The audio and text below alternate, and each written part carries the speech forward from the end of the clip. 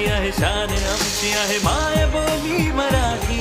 अभिमान मोठा महाराष्ट्राचा जेव्हा गरजतो मराठी. आन आमची आहे, शान आमची आहे, माय बोली मराठी. अभिमान मोठा महाराष्ट्राचा जेव्हा गरजतो मराठी. शब्द शब्द रूपात येतो